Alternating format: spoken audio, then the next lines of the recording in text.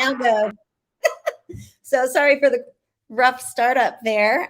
Welcome to Throwback Thursdays with our Unpacking Mormonism and Other Religious Trauma podcast, and also our Raising Crazy, Growing Up to Show Up podcast. Our goal for this live show is to do it weekly, but also to give our listeners an opportunity to interact with me, Sarah Westbrook, the host of both of those podcasts. I'm really excited to be here today. I will be responding to emails that I've received from our listeners. I will be responding to messages or questions that are going on as well in the background. So if you have any questions, anything you want to ask me about, anything you want to talk about or address with me, then shoot me an email or send me a message. You can find us on Facebook at Daisy Girl Communications, or the title of either of those podcasts, Unpacking Mormonism and Other Religious Trauma, or Raising Crazy, Growing Up to Show Up. You can also visit our website at www.daisygirlcommunications.com or email me directly at daisygirlcommunications@gmail.com. I will be the one that answers all of those. So you will be speaking directly with me. So what I wanted to talk about today was I recently had somebody reach out and ask me about their trauma. They said, I look around and I see trauma, these trauma survivors who are so much stronger than I am. And I feel so weak, and I feel icky. I feel bad about myself because I want to be strong like them, but I don't know how to get there. I was able to sit down and chat with this person and say, we can never see inside somebody's head. The strongest people I know always feel like they might be on the verge of breaking. We don't necessarily see inside. And so there were, I just kind of wanted to talk about and review a little bit about what trauma does to our brain space today, in order to kind of clarify and let my listeners who feel that way, who are like, hey, I've got a lot of trauma here and I'm weak. I can't do things by myself. I'm always afraid. I have panic attacks every time I go out. I want you to know you're not alone. And I also want you to know that sometimes we are really good as humans at judging our perceived greatest weakness with somebody else's perceived greatest strength. So really want to talk about that. So Alex, if you can throw up our trauma, this picture, image, whatever we're going to call this. So I saw this again on Facebook because that's kind of my social media platform. I've got to shift into the other ones here, but I loved this quote that says, never underestimate the power of a person who is healing their trauma. This person has been through the darkest places that the world has to offer and is still standing before you, committed to seeing the light. And what I loved about this quote is that wherever you are on your journey to healing, I want you to focus more on the direction that you are facing rather than the destination that you are at. And I actually think we are going to, in our Sunday school with Sarah and Mason here coming up in a couple of weeks, I'll get those dates to you later, is that the direction you're facing, the direction you're traveling says a lot more about you than the destination that you are at. Meaning that if you are healing from trauma and you are consistently working on it and addressing the areas that you're struggling with and identifying those triggers and recognizing the physiology, as you're working towards that, you will eventually get to where you want to be. Sometimes, though, we've got to challenge that expectation of where we want to be. Meaning that I have some clients that will tell me, I want to be able to enter this environment that's usually triggering for me, and I don't want to have any negative affect at all. I don't want to get scared. I don't want to get nervous. I don't want to have any PTSD response at all. And I'm here to say that might be an unrealistic goal. So we also got to check in with our expectations. When we've experienced trauma, it's absolutely normal for us to get triggered. And so, Alex, if you can throw up our triggered thing. This here, I loved this, done by Mind Journal or Dr. Doyle, Glenn Patrick Doyle. And he says, we're not ourselves when triggered. We become who we think we need to be to survive. And when we're constantly being triggered, our identity can start to slip away because our personality and values are constantly getting hijacked by fight or flight reflexes. And I want you to leave that up for a little bit, Alex, if you can, please. But one of the things that I want to bring up is that if your expectation is to never be triggered and never struggle, that's an unrealistic expectation.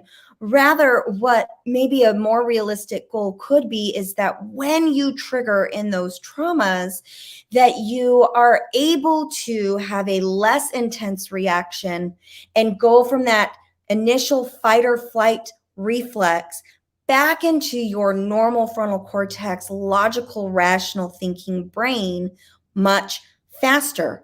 So that when you're in those difficult environments, you can go, hey, this is my amygdala.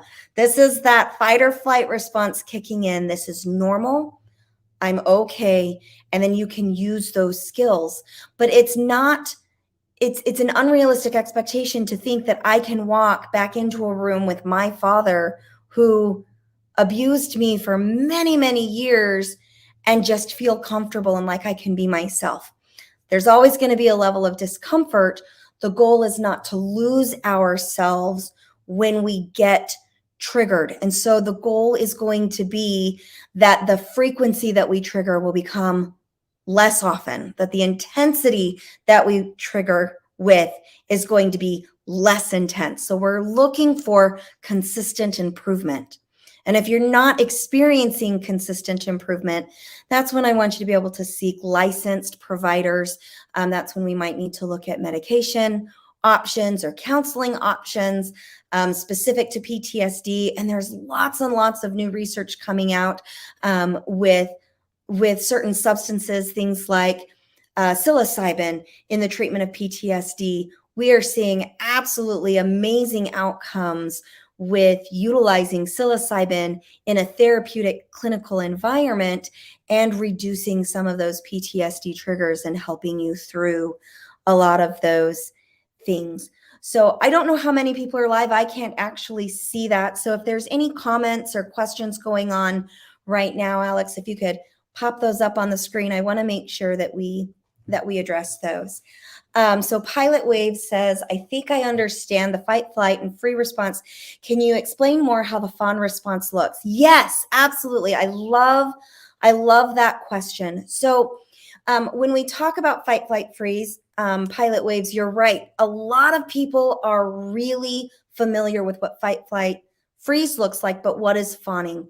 The example that I've given in my podcast is that fawning occurs when we are people pleasing as a mechanism of survival. So the example that I give is if I am here at my office, so this is my office, and it's the Monday morning staff meeting, and I am bringing coffee and donuts to my staff as a way to express gratitude and to show my affection to my staff, I am people pleasing from a healthy brain space. Meaning that I'm in my frontal cortex. I'm giving gifts as a way to meet somebody's love language. So we talk a lot about gifts or people pleasing is, my love language is when people do kind things for me or give me words of affirmation. That's not people pleasing in that toxic way. When we say people pleasing, there's a negative connotation to that word that isn't always accurate. A lot of us will demonstrate our love in a way that could be identified as people pleasing by giving gifts or compliments or spending time with people, saying things that build people up. That's a healthy human behavior to do. That helps us recognize feelings of belonging and connection. Whereas our fawn response or our people pleasing tendencies from a survival brain space is I'm bringing coffee and donuts to the Monday morning meeting because My office manager is a royal bitch until she has her caffeine and her sugar. And so I'm bringing the coffee and donuts so that the staff meeting goes better and so that I don't have to deal with everybody's irritated, uncomfortable emotions from the office manager's downfall or a little tantrum that's going on. Now I'm people pleasing from a place of survival. So if I'm people pleasing or fawning in order to get approval because I'm feeling afraid or uncomfortable, or I'm having some sort of a physiological response that I'm trying to soothe in order to bring myself into a place of likability, I'm in the fawn response. I really hope that that answers your question. Again, I want to remind you that our fight, flight, freeze fawn responses are neither good nor bad. They are informative. And so what that means is, instead of saying, oh, I'm people pleasing, I'm a bad person, I need to knock this off, I want you to be able to say, hey, I'm people pleasing. What's this about? What's going on? Let's examine and get really curious about the health of the relationships that we're people pleasing in, or let's identify what's going on for us internally so that way we can address it if we need to. And sometimes it's like, I'm people pleasing so that I can get through this meeting, and I'm okay with that. So, all right, next question, Alex. I saw the second one. All righty, from Amanda. Do you think adults with ADHD experience that fawn trauma response in a rampant way in the workplace? As an adult with ADHD, I know I have tended to say yes to things just to get out of an awkward interaction. Absolutely. So one of the challenges with ADHD is that we struggle with impulse control issues. Meaning that when something makes us uncomfortable, it's often a lot harder for us to sit with those feelings of discomfort because we move. You know, we've got 7,000 things going on. Our brain is having a hard time focusing. And so we see a lot of impulsivity and kind of our escape.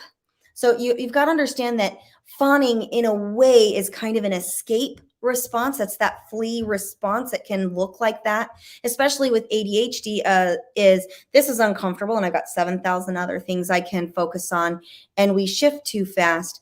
But the other challenge with ADHD is oftentimes it's really difficult for us to comprehend what the expectations are of us in the workplace, because we don't necessarily process the information in a linear way, in the way that it's being described, because we kind of, again, we bounce around inside of our heads. Also recognize that there's two forms of ADHD. The DSM has shifted that diagnosis. So ADHD is attention deficit hyperactivity disorder. And then ADD, or what used to be ADD, is ADHD inattentive type, which means we just have a hard time paying attention. And so people who need to move a lot as part of their ADHD might fawn as a way to skirt around and move around physically in their environment, whereas ADD might be where you're struggling more with comprehending what's expected of you, or having a more difficult time starting a task and completing a task. I hope that answers your question, Amanda. If not, if I've missed the mark, please don't hesitate to reach out to me via email or through Facebook Messenger. Again, that is to message me or email me at stacyGirlCommunications@gmail.com. So Alex, can you pull up our butterfly? Oh, thank you, Amanda. I'm glad that helped you. Thank you for that. Yes. Can you pull up our butterfly? I think that as humans, we have a tendency to compare ourselves with other people. I remember when I was first being made aware of my diagnosis of complex PTSD, I was brand new in my field as an LPC. I was actually still in graduate school, and I was at the tail end of completing my pre-graduation intern hours, clinical hours. And I was sitting down with one of my supervisors, or I'm sorry, I was sitting down with my counselor, and he was trying to explain to me that he felt like I had what was called complex post-traumatic stress disorder. And I remember looking at him saying, yeah, but why am I having such a hard time functioning? Because I'm working with my clients. And at the time, my clients were adjudicated teenage boys in the foster system in the greater San Antonio, Texas area. And I was telling my counselor, I was like, I'm looking at these young men, and they have been through so much more than me, and they seem to be functioning a lot better than me. They've got really close relationships with their peers. I mean, yes, they're stealing things. We're having some legal issues that we were working through, but I'm not seeing these boys shut down in panic and lose sight of things, or break out in cold sweats, or have the symptoms that I was having. They're not reporting to me about having these, horrific nightmares that I couldn't get out of bed from. They seem to be functioning better than me. And I will be forever grateful for my counselor at that time that taught me that we all respond differently and that we're all in a different place in our healing journey. The butterfly, the monarch butterfly, is my spirit animal, my self-identified spirit animal here. And I don't mean that in any disrespect to my indigenous population. I know that somebody once told me that when myself as a white person uses the term spirit animal, that can be very disrespectful to our indigenous population. And I don't mean any disrespect. What I mean by that is that butterflies have inspired me to keep going, because they are such delicate and fragile creatures, and yet they overcome so much. And I kind of feel like that's where I'm at in my trauma journey. And so I loved this meme that I saw, and it comes from discoveringdivinity.com. And that says, perhaps the butterfly is proof that you can go through a great deal of darkness and still become something beautiful. I want you to keep in mind that you can't really heal from trauma when you're still living it. And so if you find that you are stuck in your journey to healing, I want you to check in with your environment. I want you to get curious about what's going on for you in your environment. Maybe something needs to change. I know that for me, my self-confidence grew enormously when I cut my parents out of my daily communication. I've not spoken to my dad in over a year, about a year, somewhere around there was when I made that final cut. And once I was able to relax and not have to worry about navigating that toxic relationship anymore, I saw a huge jump in my personal healing and my ability to demonstrate compassion and show up differently and better, really, for my clients. And I also feel like for my audience here. So I just want to extend my gratitude. Thank you to my audience and my fan base. It has been an honor traveling this with you. My producer just told me that I've got one more question coming, so I will answer that, and then I'll go ahead and close out today for our Throwback Thursday. But I just want to say it has been an absolute honor starting this journey and this podcast with my husband, and really hoping to help those who are struggling with religious trauma from any denomination or childhood trauma, to help you show up differently in your adult life than people have shown up for you, or you've shown up before. It has just been such an honor, and I'm very, very passionate. So thank you so much to my audience for that.